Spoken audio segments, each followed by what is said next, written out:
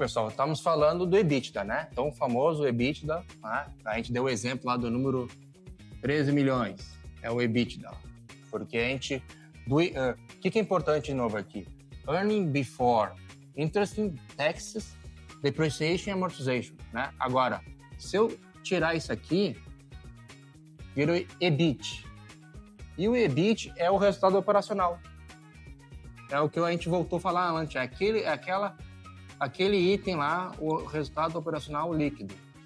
Porque se eu adicionar de novo depreciação e amortização nesse cálculo, vira o EBITDA. Então a gente está falando que EBIT, esse exemplo, era 10 milhões. O que é importante agora? Tá, mas o que significa esses 10 milhões? Quanto que eu faturo? Eu faturo 200 milhões. 10 milhões é bom ou ruim? O que é? A gente tem que começar a criar alguns parâmetros de comparação, né?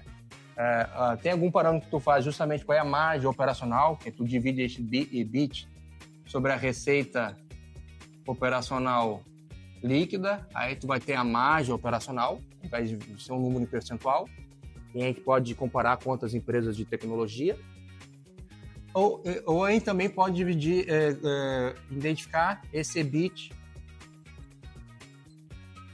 sobre o capital investido, né? Aí a gente faz alguns ajustes, né? Primeiro eu tenho que considerar o seguinte, tá bom, eu tenho esse resultado operacional, mas digamos que agora esses 10 milhões, e eu tenho que pagar imposto de renda, contribuição social, não considerando o restante que eu tenho lá da demonstração, que é resultado financeiro, resultado não operacional.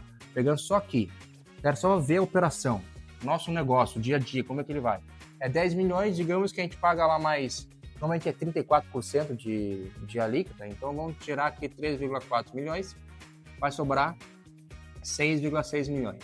Então, isso aqui que a gente no mercado chama de NOPAT, né? Que seria o resultado operacional descontado do que seria a tributação de imposto e contribuição social que eu teria que fazer sobre esse investimento, sobre esse resultado. Então, 6,6 milhões. Esses 6,6 milhões, eu tenho que dizer assim, bom, tá, mas esse retorno aqui, ele está sendo atrativo para o capital que foi investido? E o que é o capital investido? Capital investido, quando a gente fala capital investido, ele é a soma do capital próprio, do acionista, lá o PL, e o do capital terceiros. Lá no passivo circulante e não circulante, pode ser que ele tenha empréstimos, né? E dentro dos empréstimos, a gente então vai pegar o que é as dívidas que nós temos. Então, o capital investido vai ser a soma do patrimônio líquido, né? Capital social da empresa, lá com o que tem lá para o acionista, mais a dívida. Só que o seguinte, normalmente a gente considera que eu tenho que saber quanto que eu tenho de caixa, porque isso aqui é dívida bruta, ou seja, eu estou devendo 20 milhões, mas eu tenho 10 milhões em caixa, na verdade minha dívida mesmo é 10 milhões, porque é o que eu tenho adicional, sem considerar o que eu tenho em caixa. Então, a gente pega, por isso que a gente pega a dívida líquida. Isso daqui vai dar nosso capital investido.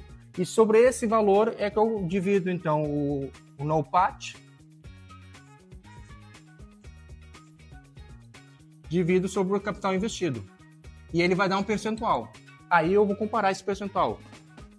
É que nem vocês pegam, vocês investem lá em CDB, em ações, vocês pegaram um valor, de repente vocês até podem pegar um empréstimo e juntar com esse valor de vocês para investir em algum negócio, em algum ativo, e estão com uma expectativa de ter um retorno sobre esse ativo. É isso que a gente está analisando aqui. Quanto que sobre esse capital investido, esses players aqui, né, os acionistas e o banco, estão esperando receber em relação ao investimimento que foi feito na Procemp. E aí que a gente vê através do NOPAT.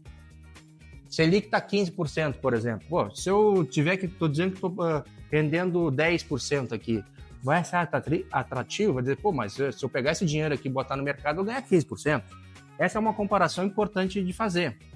Então a gente tem que comparar justamente com o que a gente chama de custo de oportunidade. Se esse dinheiro não tivesse aplicado na Procemp, tivesse aplicado em outro lugar, se fosse aplicado em títulos públicos do governo que está rendendo o Selic lá 15%, Bom, no mínimo, então, se eu vou investir na Procer, eu quero ganhar mais, né?